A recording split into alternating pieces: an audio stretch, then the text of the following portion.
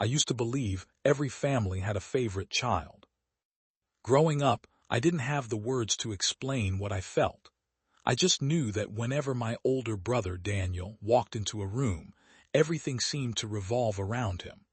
My parents smiled wider, laughed louder, and forgave mistakes they would never overlook if I made them. My name is Ethan Carter, and for most of my life I was simply the other son. We grew up in a quiet suburb outside Columbus, Ohio. My father owned a small plumbing business, and my mother worked part-time at the local library. We weren't rich, but we had enough to live comfortably. At least, that's what I thought. Daniel was 3 years older than me. He was naturally confident, outgoing, and always knew how to charm people. Teachers loved him. Neighbors praised him. Even strangers seemed impressed by the way he carried himself. I was different. I preferred fixing broken things in the garage with my dad's old tools rather than playing football. I enjoyed reading, solving problems, and building things from scratch.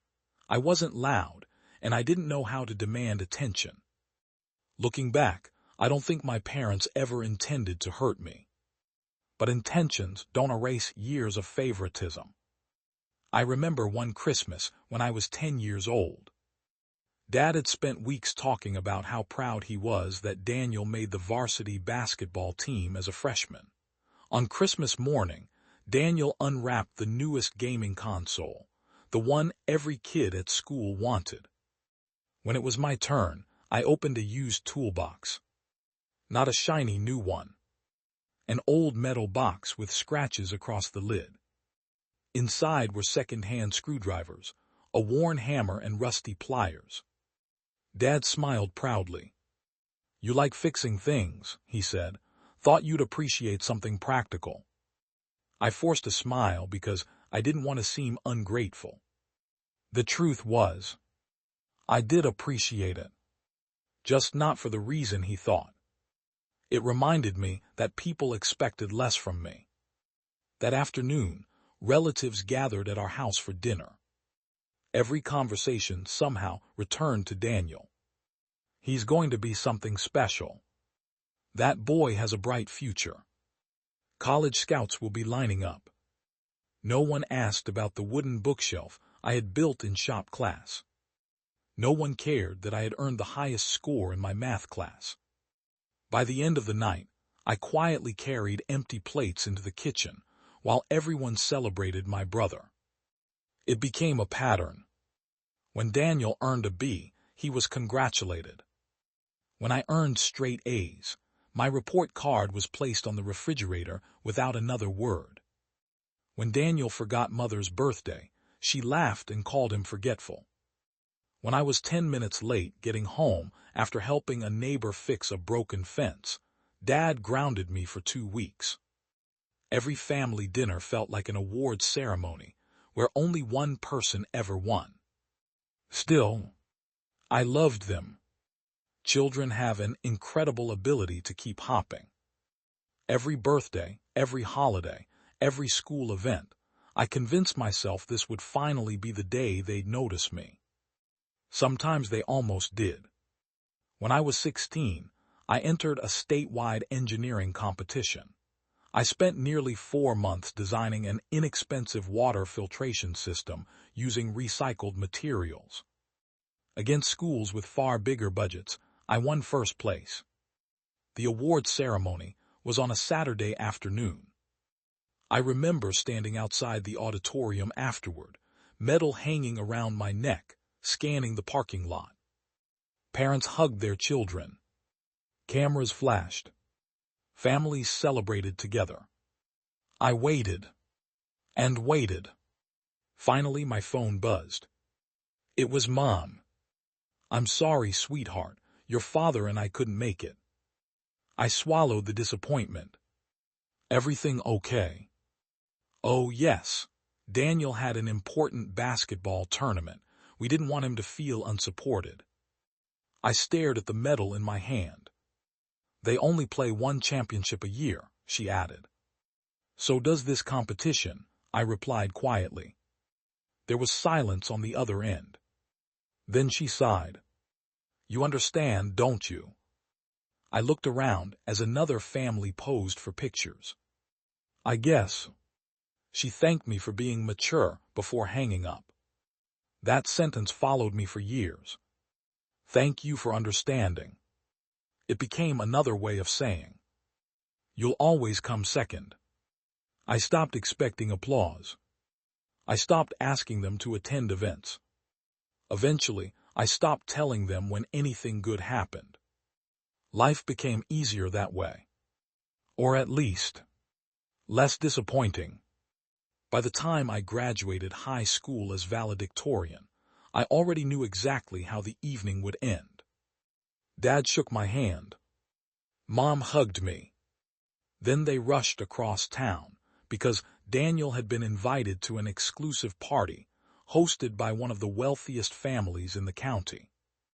On the drive home, sitting alone in my old pickup truck, I realized something that would shape the rest of my life. My parents didn't love me less because I had failed. They loved my brother more because they believed he would become someone important. And they were willing to sacrifice their relationship with one son to stay close to the other. At 18 years old, I made myself one promise. If I was never going to be anyone's first choice, I'd build a life where I didn't need to be. Leaving home felt less like an adventure, and more like slipping quietly out of a place where no one would notice I was gone. I accepted a partial scholarship to Ohio State University and filled the rest of the tuition gap by working nights at a 24-hour grocery store. During the day, I attended engineering classes. At night, I stocked shelves, cleaned aisles, and unloaded delivery trucks. On weekends, I repaired lawn mowers, washing machines, and anything else people were willing to pay me to fix. It was exhausting. There were nights I slept in my car between classes because driving home wasted too much time. More than once, I skipped meals so I could afford textbooks. I never told my parents. Not because I was hiding anything, but because I already knew how the conversation would go.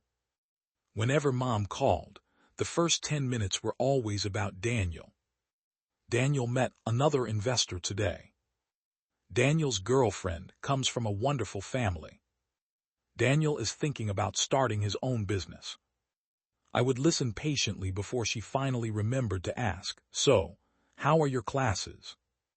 "They're going well." "That's nice." Then she'd quickly return to talking about my brother. At first it hurt. Eventually it became normal. By my junior year, Daniel had graduated with a business degree. Through the family of his wealthy girlfriend, he landed a management position at a luxury real estate company in Cincinnati. His salary was more money than I could imagine making. My parents acted as though he'd become a celebrity. Dad proudly framed one of Daniel's professional headshots and hung it in the living room. When I visited during Thanksgiving, I looked around the house. Family photos covered nearly every wall. Daniel shaking hands with executives. Daniel on expensive vacations. Daniel beside a brand new BMW. There were dozens of pictures of him. The only recent photo of me was my high school graduation portrait, tucked into a small frame beside the hallway clock. It wasn't the missing pictures that bothered me. It was what they represented. I had simply stopped existing in their everyday lives. Still, I kept showing up. Every birthday. Every Thanksgiving.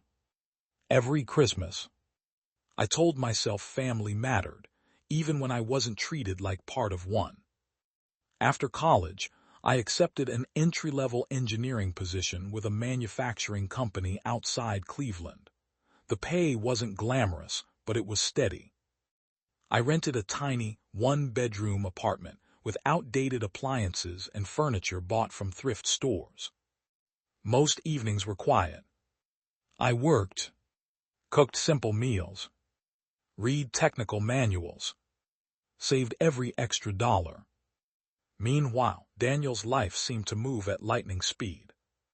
Within 2 years, he'd launched a real estate investment company with financial backing from his father-in-law. My parents couldn't stop talking about him. He's buying another property. He was featured in a business magazine. They say he'll be a millionaire before 40. Dad repeated those stories to anyone who would listen. Neighbors, church friends, cashiers at the grocery store. Sometimes I wondered if they even remembered they had another son.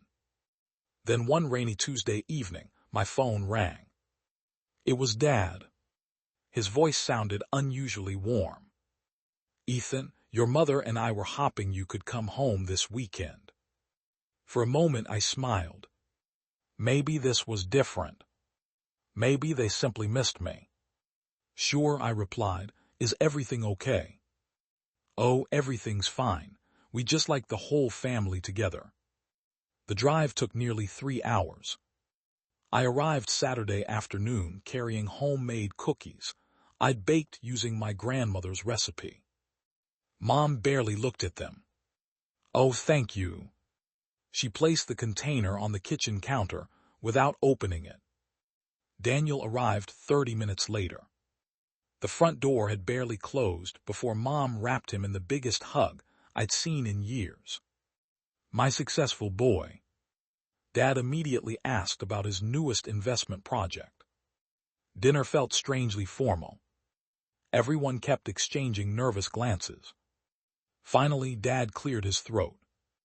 "Ethan, there's something we'd like to discuss." I set down my fork. "What is it?" Daniel leaned back confidently, almost smiling. "I'm expanding the business," he said. "This is a once-in-a-lifetime opportunity." I nodded politely. "Congratulations." Dad folded his hands. "The bank requires additional collateral before approving the loan."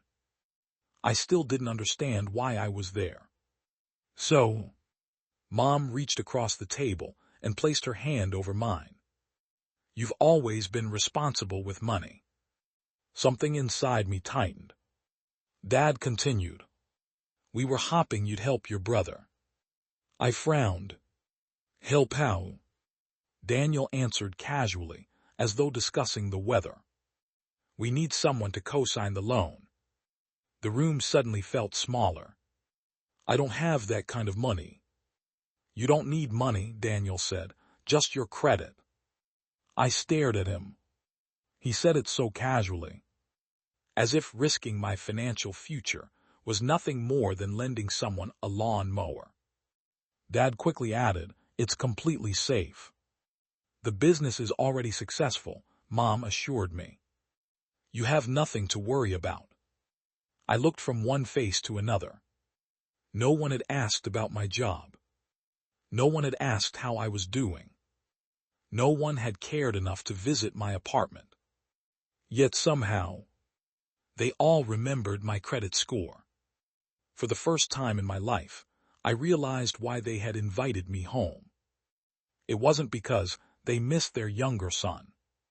It was because, after years of overlooking me, they finally needed something only I could give. And sitting across that dinner table, I couldn't shake the feeling that whatever answer I gave next would change my relationship with my family forever. For several seconds, no one spoke. The only sound in the dining room was the steady ticking of the old grandfather clock that had stood in the corner since I was a child. I looked at each of them, hoping someone would laugh and admit this was all a misunderstanding. No one did. Daniel broke the silence first. "So, what do you think?" I leaned back in my chair. "I think I'd like to know exactly what I'm signing." A flicker of irritation crossed his face. "It's just paperwork." "I'd still like to read it." Dad sighed as if I were being difficult. "Ethan, don't overcomplicate this." "I'm not." Mom forced a reassuring smile. "Your brother has never asked you for anything before." I almost laughed. No, he hadn't. Because he had never needed to. The entire family had spent years making sure he always got what he wanted. "I'll need to see the financial statements," I said calmly. "The loan agreement, projected cash flow, and any existing debt." Daniel's smile disappeared. "You don't trust me." I met his eyes. "This isn't about trust, it's about responsibility." Dad's voice grew sharper. "Families don't treat each other like business deals." I looked at him for a long moment before answering. "Isn't that exactly what this is?" The room fell silent again. No one had expected me to push back. Growing up, I had always been the easy child. The one who never argued. The one who always understood. The one who quietly accepted being second. Apparently, they still thought that version of me existed. Daniel slid a folder across the table. "If it'll make you feel better." I opened it. Within minutes, I understood why they wanted my signature so badly. The company wasn't simply expanding. It was drowning. Several properties had failed to sell. Interest rates had climbed. 2 investors had already withdrawn. The loan wasn't funding growth. It was keeping the business alive. I looked up slowly. "You're over $2 million in debt." Daniel shifted uncomfortably. "It's temporary." "Temporary. The market will recover." I continued reading. Several payments were already overdue. There were legal notices from contractors. One page listed personal guarantees Daniel had already signed. Then I noticed something else. The bank wasn't asking for just a cosigner. They wanted someone with stable income and excellent credit to become equally responsible for the entire loan. If Daniel defaulted, they could come after me. Everything. My savings. My apartment. My future. Years of careful planning could disappear overnight. I closed the folder. "I can't do this." Mom's smile vanished. "What?" I said no. Dad slammed his hand onto the table hard enough to rattle the dishes. "Your brother is asking for help." "I'm protecting myself." Daniel leaned forward. "So that's it." I stayed calm. "I'm sorry your business is struggling. I genuinely am, but I'm not risking everything I've worked for." "You won't lose anything." "You can't promise that." His jaw tightened. "You always think the worst." "No," I replied quietly. "I prepare for it." Dad stood up from his chair. "I never thought I'd see the day one of my sons abandoned the other." That sentence hit me harder than I expected. Abandoned. After everything. I looked directly at him. "Did I abandon Daniel? Or did you spend 25 years abandoning me?" The room froze. Mom's eyes widened. Dad stared at me in complete disbelief. "What are you talking about?" I couldn't stop anymore. It was always Daniel. The basketball games. The celebrations. The vacations. The expensive gifts. The praise. When I won the engineering competition, neither of you came. Mom looked down. When I graduated first in my class, you left early for one of Daniel's parties. Dad opened his mouth. I continued before he could speak. When I struggled through college working nights just to stay enrolled. Did either of you ever ask if I was okay? Silence. You didn't even know where I lived. Mom whispered, "That's not true." Really? I reached into my wallet and pulled out my driver's license. "Can either of you tell me the address printed here?" Neither answered. Because neither knew. I slipped it back into my wallet. "I've lived at the same apartment for almost 4 years. Daniel rolled his eyes. "You're bringing up childhood because you don't want to help." I turned toward him. No, I'm bringing it up because this is the first time anyone at this table has acted like my life matters. Dad's face turned red. We treated both of you equally. For the first time in years. I smiled. Not because it was funny. Because it was heartbreaking. No, Dad.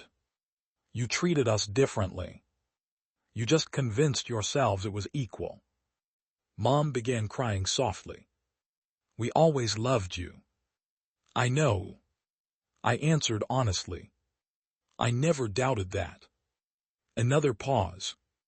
But love without attention starts feeling exactly like rejection.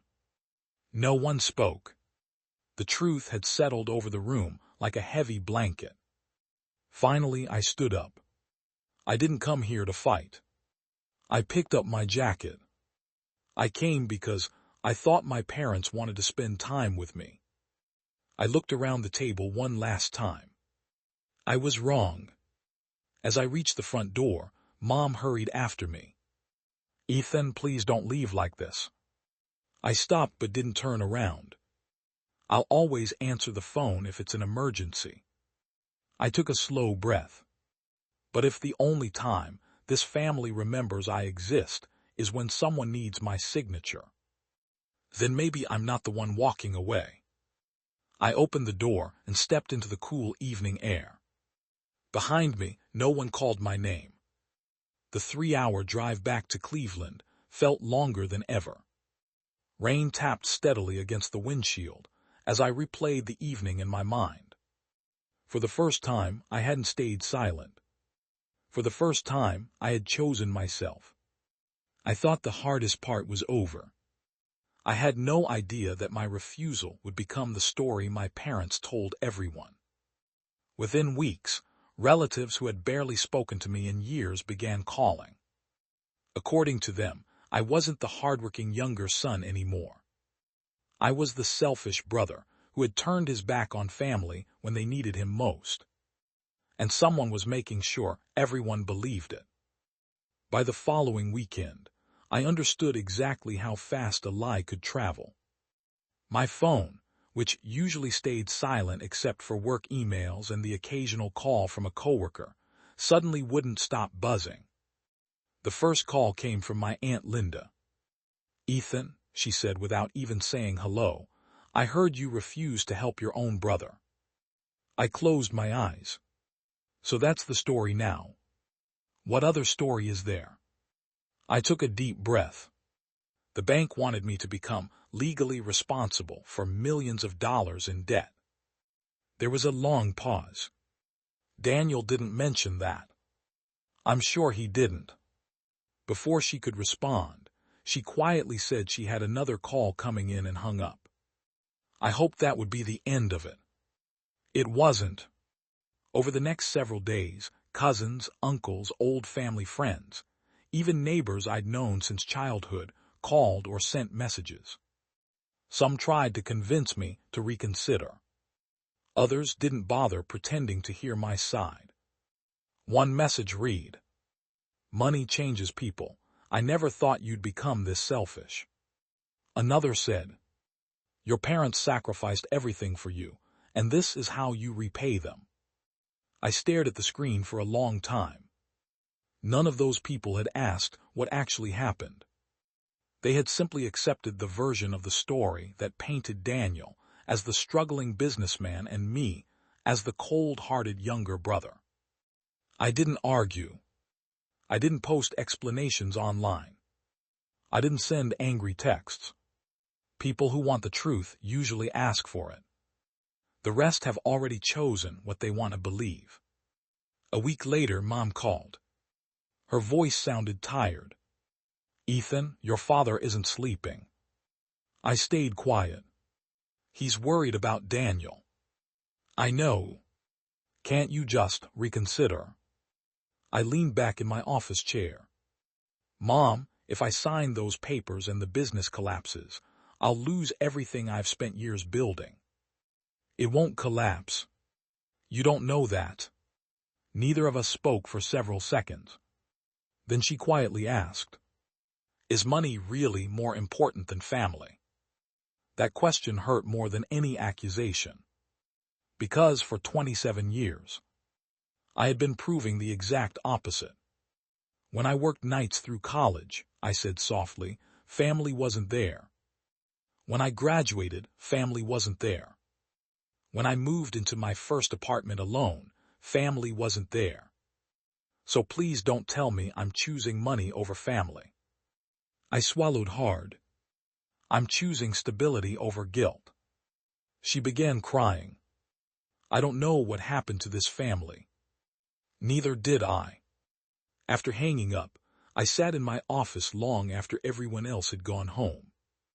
Outside, snow drifted slowly across the parking lot. Inside, I realized something painful. I had spent my entire life trying to earn a place in my own family. Maybe some places were never meant for me. A month later, I received an unexpected phone call from an old college professor, Dr. Michael Harris. "Ethan," he said warmly, "I heard your company is restructuring." "It is. I've recommended you for a position." "What kind of position?" "Senior design engineer." I laughed. "I've only been here 4 years." "I know. But talent matters more than seniority." The interview happened the following week. 3 rounds. Technical evaluations. Leadership scenarios. A presentation before the executive board. I poured everything I had into it. Not because I expected to win. Because I had learned long ago that the only person responsible for changing my life was me. 2 weeks later, I was promoted. The raise was substantial. For the first time in my life, I wasn't worrying about paying rent or stretching every grocery bill. I celebrated quietly. A steak dinner. A used acoustic guitar I'd wanted for years. And a phone call. Not to my parents, but to my former professor. "Thank you," I told him. "You earned it," he replied. "No one handed you anything." Those 6 words stayed with me. No one handed you anything. They became the foundation of everything that followed. Over the next 3 years, my career advanced faster than I ever imagined. I specialized in industrial automation systems, solving problems that saved manufacturing companies millions of dollars each year. The work was challenging. I loved every minute of it. Eventually, a former client approached me with an offer. "I don't want to hire you," he said. "I want to build something with you." His name was Victor Reynolds. He had spent 20 years in manufacturing and believed smaller factories needed affordable automation solutions. Our skills complemented each other perfectly. He understood business. I understood engineering. For 6 months we planned. We saved. We researched markets. We met with attorneys and accountants. When we finally launched Carter Automation Solutions, we started in a rented warehouse with 3 employees and second-hand office furniture. There were no ribbon-cutting ceremonies. No newspaper articles. No family celebrations. Just long days. Long nights. And 2 people determined to build something honest. The first year was difficult. The second year was better. By the end of the 3rd year, we had contracts across 3 states. We hired more engineers. Expanded our facility. Paid every supplier on time. Slowly, steadily, the business grew. Not because of luck. Not because someone opened doors for us. But because every success had been earned one decision at a time. One Friday afternoon, while reviewing quarterly reports, Victor walked into my office with a smile. "You should see this."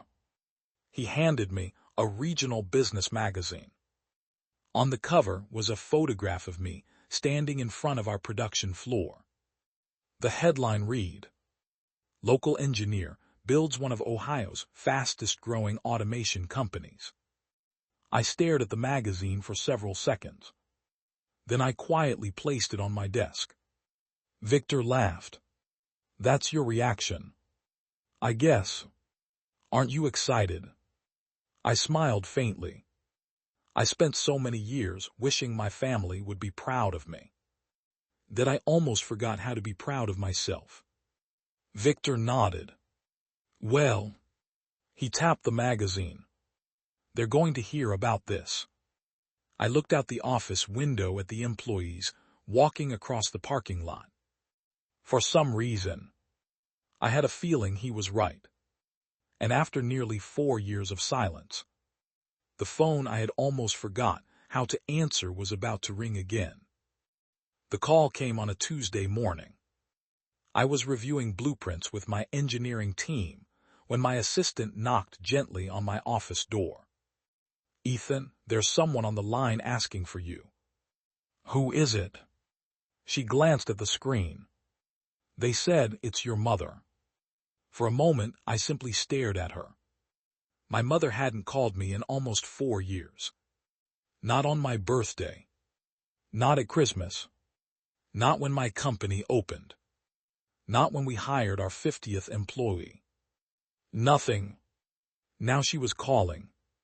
I thanked my assistant and closed the office door before picking up the receiver. Hello. There was a brief silence before I heard her voice. Ethan. She sounded older. Softer. Almost hesitant. Hi, Mom. Oh, it's so good to hear your voice. I didn't know how to respond. It's been a long time. Yes, she whispered. Too long. Another silence settled between us. Finally, she cleared her throat. I saw your picture in the magazine. I glanced toward the copy still sitting on my bookshelf. So did a lot of people. We're very proud of you. Those words should have made me happy. Instead, they felt strangely unfamiliar. Like hearing them in a language I no longer understood. Thank you. I always knew you'd do well. That sentence caught my attention. Always knew. I remembered every school event they'd missed.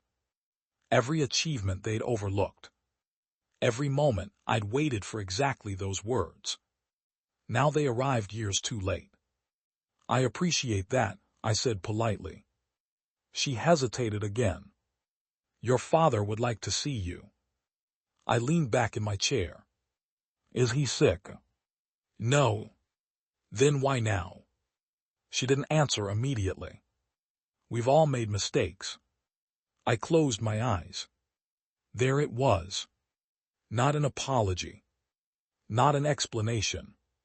Just a vague sentence that spread responsibility across everyone in the room. I have a meeting in a few minutes, I replied. I'll think about it. Before hanging up, she quietly said, I've missed you. For the first time in years. I believed she meant it. That evening, I drove home with the conversation replaying in my mind. My house wasn't extravagant. A comfortable 2-story home outside Columbus with a workshop in the garage and a small lake behind the property. It was peaceful. Everything I'd wanted growing up. Inside, my golden retriever, Cooper, greeted me with the enthusiasm only dogs seemed capable of. He didn't care about magazine covers, or promotions, or money. He was simply happy I was home. Sometimes I thought animals understood loyalty better than people. I poured a cup of coffee and sat on the back porch overlooking the water. As the sun disappeared behind the trees, my phone buzzed again. This time it was Victor. You busy? Not really. You should check social media. I usually avoid it. Tonight don't. Curious, I opened my laptop. The magazine article had been shared hundreds of times. Former classmates, old coworkers, business leaders, even people I barely remembered were leaving congratulatory comments. Then I noticed something unexpected. Daniel had shared the article too. Above the link he had written, "Proud of my little brother, success runs in the family."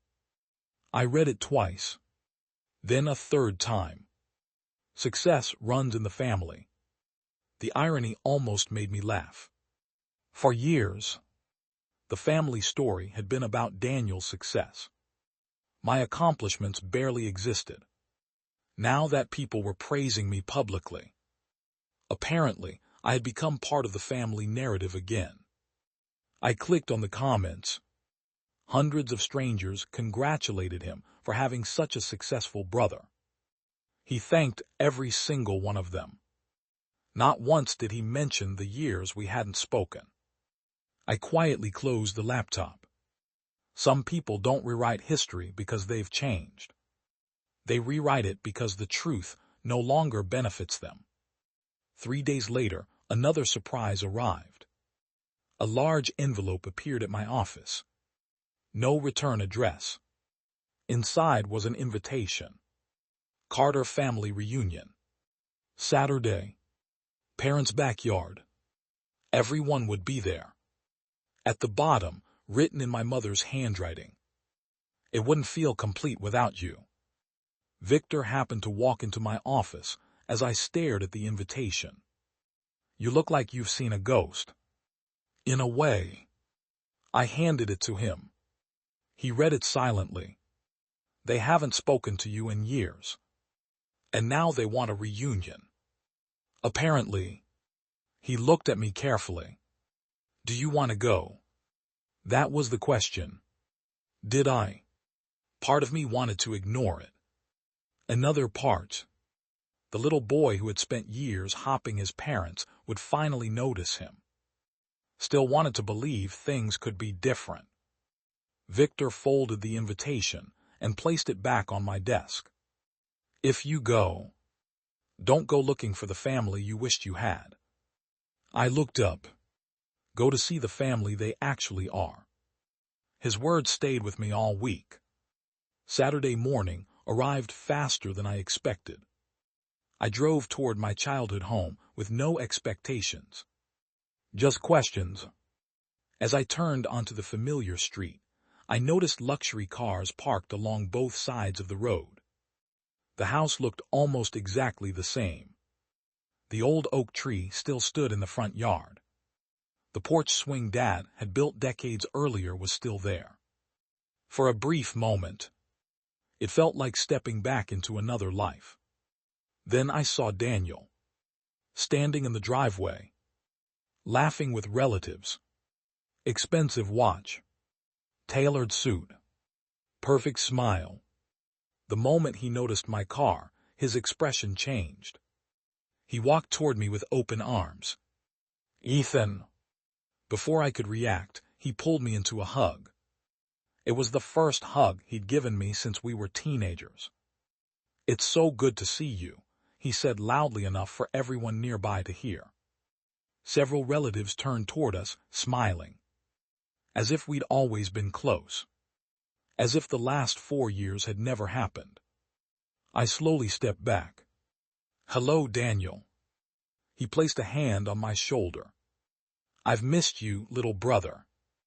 I looked directly into his eyes. For just a second, the smile slipped. Behind it, I saw the same calculating expression I'd seen the night he asked me to risk everything for his failing business.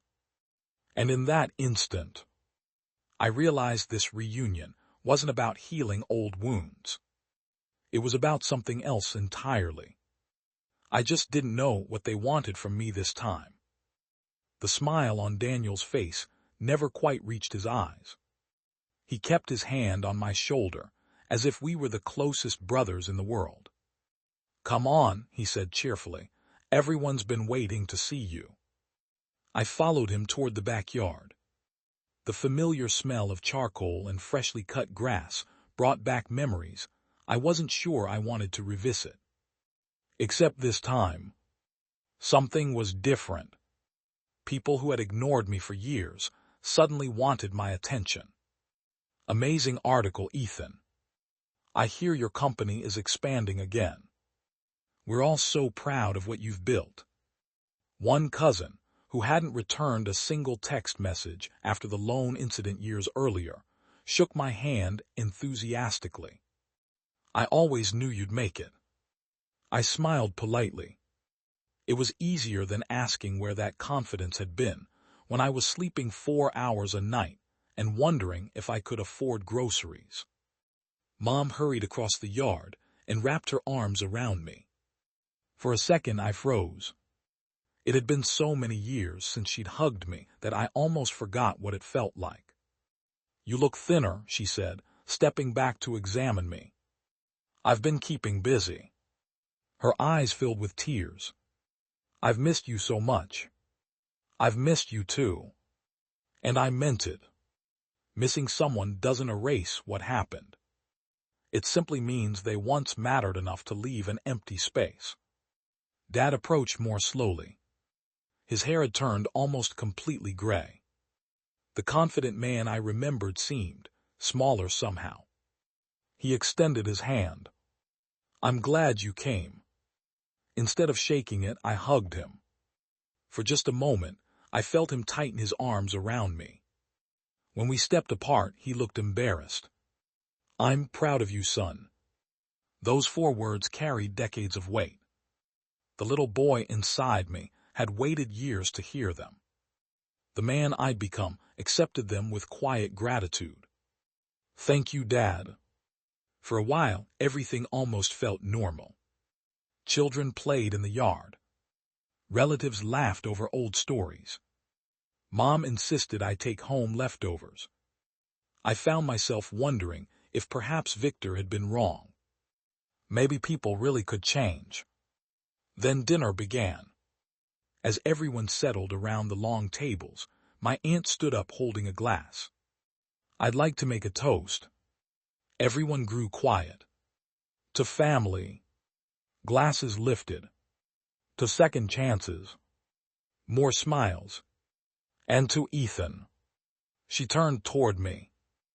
Whose incredible success reminds us that no matter what happens, family always comes first. Applause erupted. I thanked her with a polite nod. But something about her words felt rehearsed. As if they had been carefully chosen for a reason I didn't yet understand. That reason revealed itself less than 10 minutes later. After dessert, Dad quietly asked, Ethan, could we talk inside? There it was. The real reason. I followed Mom, Dad, and Daniel into the living room. The door closed behind us. No one spoke immediately.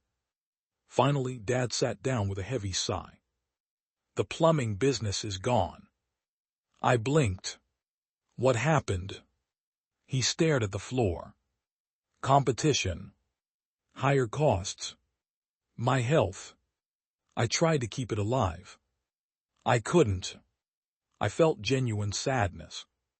That business had fed our family for over 30 years. I didn't know. Mom looked ashamed. We didn't tell anyone. Daniel crossed his arms. I've been helping them. I nodded. I assumed you would. His expression tightened. I have. But things haven't gone the way I expected. A familiar feeling settled into my stomach. I'd heard that sentence before. Dad looked at me. We sold the business. The house. He nodded silently. My eyes widened. My childhood home. We had no choice.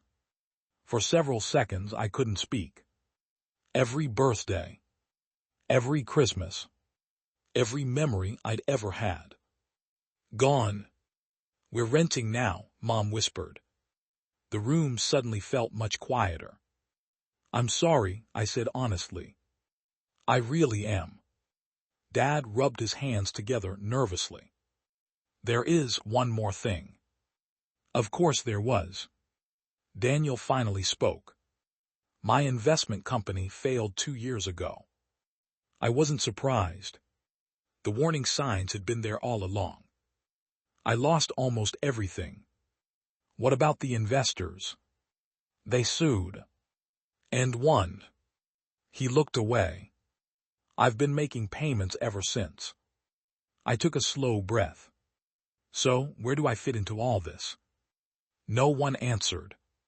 Instead, Dad reached into a folder sitting on the coffee table. Not another folder. My heart sank. He slid several papers toward me. This isn't a loan. It's a proposal.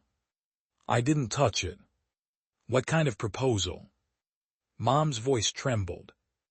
We know you've built an incredible company. Dad continued. We were wondering. He struggled to finish the sentence. If there might be a place for Daniel. Silence. I looked from the papers. To my parents. Then to my brother. The same brother who had spent years acting as though I barely existed. The same brother who let relatives believe I had betrayed him. The same brother who had never once apologized. Now, he wanted a job. Not just any job. A senior executive position. I finally picked up the proposal. It wasn't a resume. It was a list of expectations. Executive Vice President. Company vehicle. Performance bonus. Office near mine. A salary far beyond what most experienced executives earned. I read every page carefully before placing them back on the table. Then I looked directly at Daniel. Have you ever managed an automation company? No. Have you ever designed industrial systems? No. Have you ever supervised engineers? No. He shifted uncomfortably. But I understand business. I nodded. So do hundreds of people who have actually earned positions in my company. The room became painfully quiet. Dad leaned forward. Ethan, he's your brother. I met his eyes. And the people who work for me. They're depending on me to make fair decisions. I paused. I can't hand someone an executive position just because we're related. Daniel's jaw tightened. So after everything, you're saying no. I held his gaze. I'm saying everyone who works for me started at the bottom. They earned promotions. They earned trust. If you genuinely want to work, you can apply like anyone else. His face turned red. You expect me to start at the bottom. I started below the bottom. No one spoke. Finally, I stood. I built my company on one principle. No favoritism. I glanced toward my parents. I learned how much damage favoritism can do. The words hit harder than I intended. Mom quietly began crying. Dad lowered his head. Daniel looked at me with the same expression he'd worn years earlier when I refused to sign the loan. Except this time, he wasn't looking at the younger brother he could manipulate. He was looking at a man who had finally learned that compassion and accountability could exist at the same time. And for the first time in his life, he was the one hearing the word that had once changed everything for me. No. The silence after my answer felt heavier than any argument. No one shouted. No one slammed a door. For a long moment, the only sound in the living room was the ticking of the old grandfather clock. Daniel was the first to move. He stood up so quickly that the coffee table shook. So that's it, he asked, his voice rising. You finally have something I need, and now you get to enjoy saying no. I remained calm. This isn't about enjoying anything. It sure looks like it. He laughed bitterly.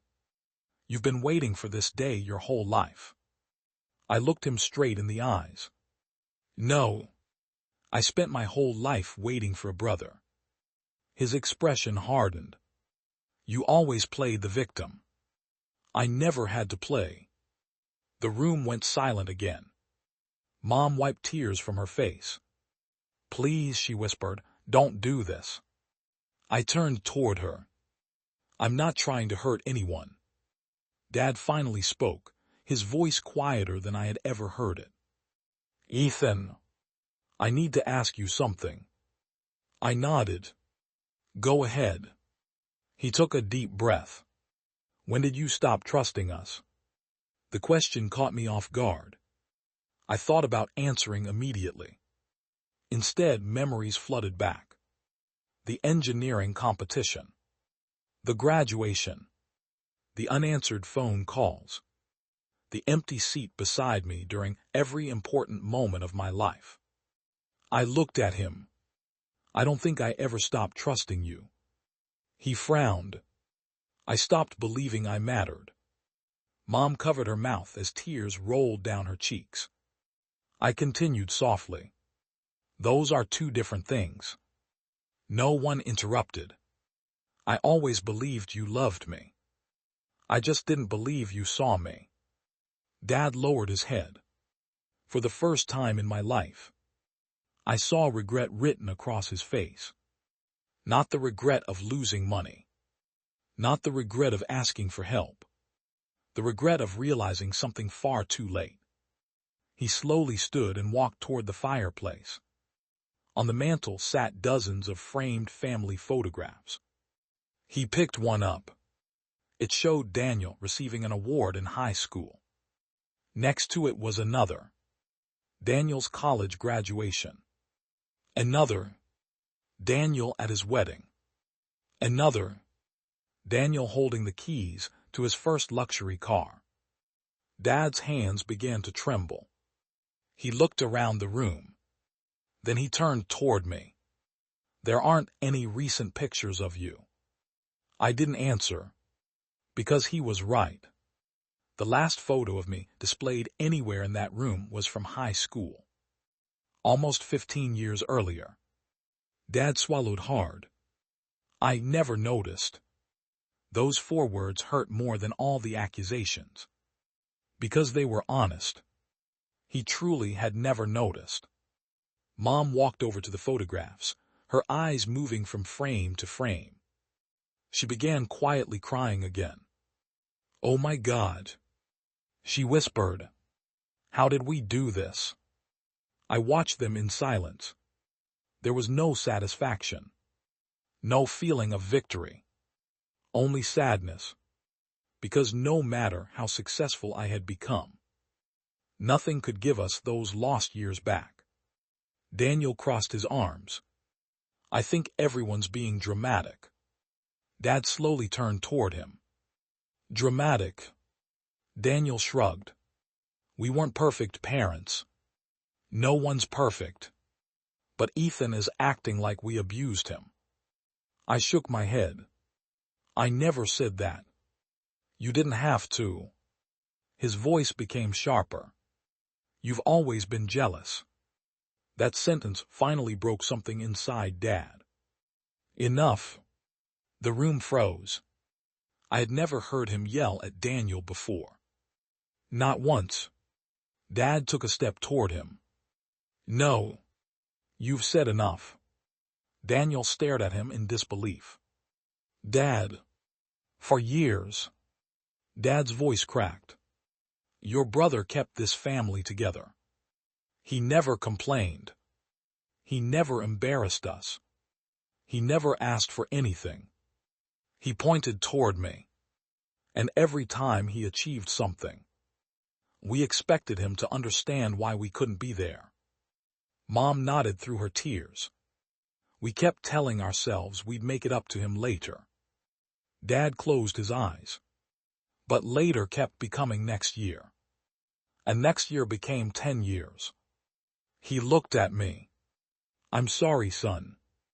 There it was. Not an excuse. Not a justification. Not "we all made mistakes." Just 2 simple words. "I'm sorry." For several seconds I couldn't speak. Then I quietly asked, "What are you apologizing for?" He looked surprised. "For failing you." I slowly shook my head. No, you didn't fail me. He frowned. You taught me something. What? I smiled sadly. You taught me exactly the kind of father I want to become someday. Mom began crying even harder. Dad covered his face with one hand. Daniel looked around the room in disbelief. I can't believe this. He laughed nervously. So now I'm the bad guy. I answered before anyone else could. No. You were raised to believe the world would always adjust itself around you. I paused. That wasn't your fault. But refusing to change. That is. For the first time all afternoon, Daniel had no response. His confidence disappeared. He looked smaller somehow. Not because he had lost his money, but because he had finally run out of people willing to protect him from the truth. After several long moments, he quietly asked, "So what happens now?" I looked at my parents, then at my brother. Finally, I answered, "If you're serious about rebuilding your life, I'll give you an opportunity." Daniel's eyes widened. "I'll arrange an interview with our human resources department." He smiled. "I knew you'd." I raised my hand. "I'm not finished. You won't interview for an executive position. You'll interview for an entry-level operations coordinator role." His smile vanished. "You'll report to a manager who is younger than you. You'll receive the same salary as every other new employee. You'll follow the same rules, the same performance reviews, the same expectations. No special treatment." I let the words settle. "If you earn promotions, they'll be yours. If you don't, they won't." Daniel stared at me for a long time. He looked toward our parents. For once, neither of them said a word. There would be no rescuing him this time. No excuses. No shortcuts. Only a choice. For the first time in his life, he would have to build something with his own hands.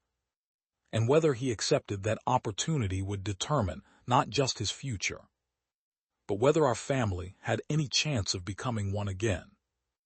No one spoke after I finished. Daniel looked at the floor for what felt like an eternity. The confidence that had defined him for most of his life was gone.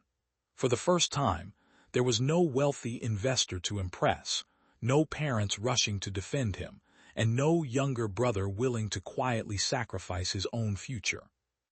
There was only the truth. Finally, he let out a long breath. "I don't know if I can do that." I nodded. "I know. Starting over is terrifying. Especially when you've spent your entire life believing you should already be at the top." Dad spoke quietly. "Son." Daniel looked at him. "If your brother can work nights through college, if he can build a company from an empty warehouse, you can start at an entry-level job."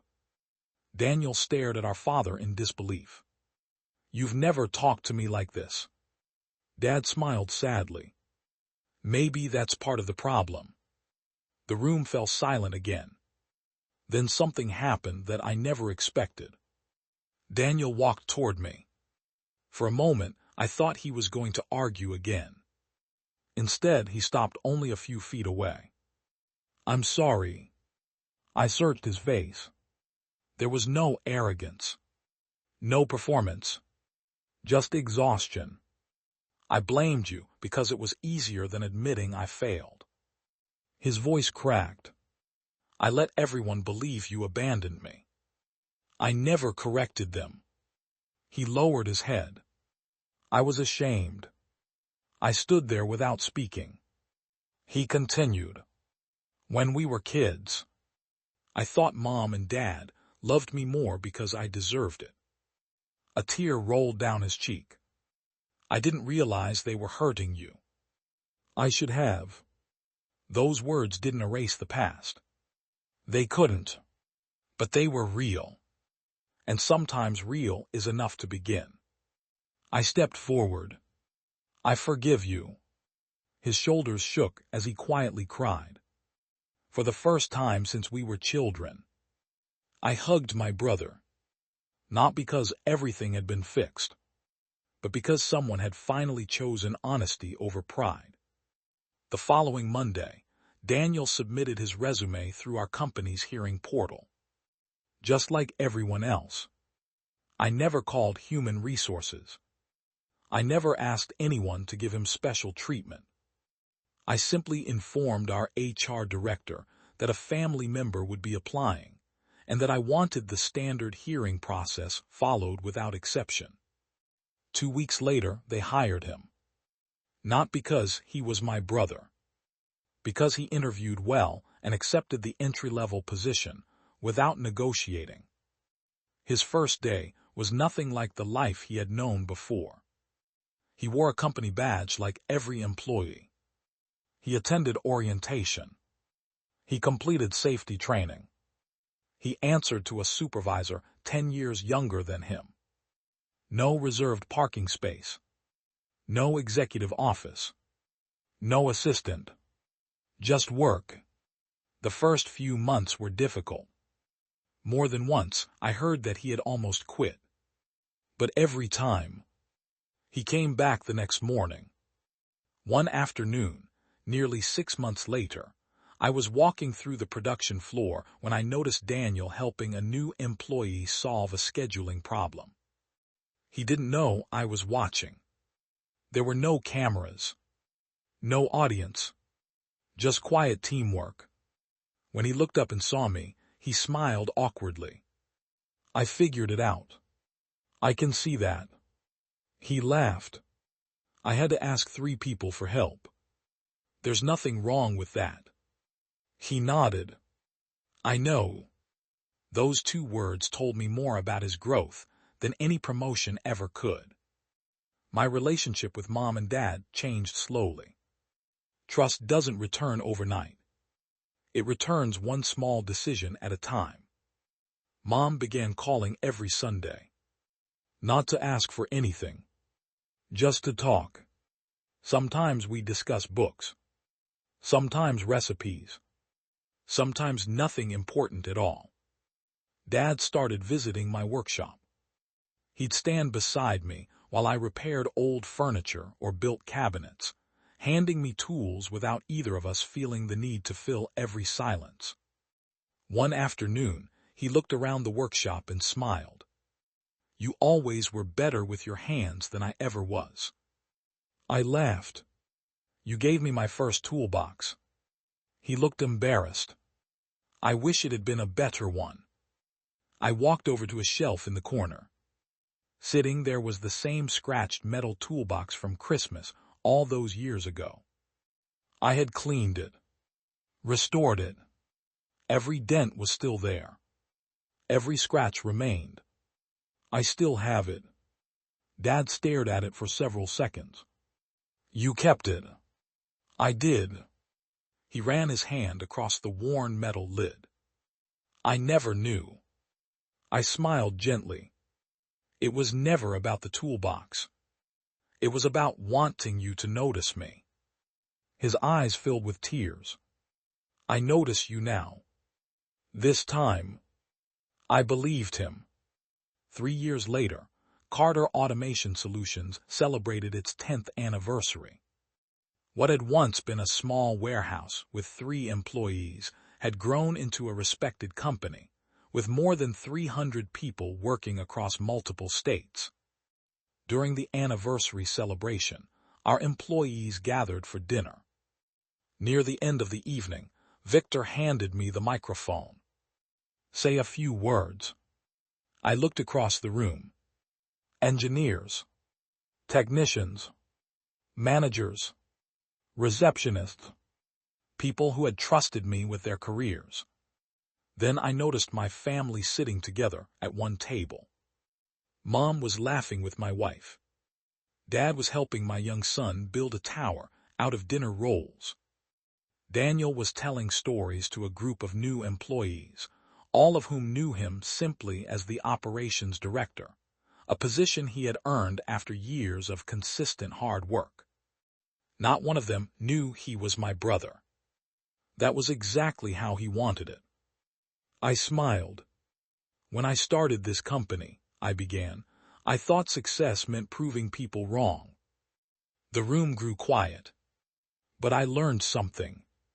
Success isn't revenge. It's becoming the kind of person your younger self needed. I paused, looking toward my parents. Sometimes the people who hurt us don't need to be destroyed. They need the chance to become better. I turned toward Daniel. And sometimes, the greatest act of justice isn't refusing someone a second chance. It's making sure they earn it. The room erupted into applause. As I stepped away from the microphone, Dad quietly wrapped an arm around my shoulders. I'm proud of both my sons. This time there was no comparison. No favorite. No conditions. Just a father speaking from the heart. I looked around the room and realized something that had taken me nearly 40 years to understand. The greatest revenge had never been wealth. It wasn't success. It wasn't watching the people who overlooked me struggle. The greatest revenge was building a life so full of peace, purpose, and integrity that bitterness no longer had a place in it. And in the end, that was the one thing no one could ever take away from me.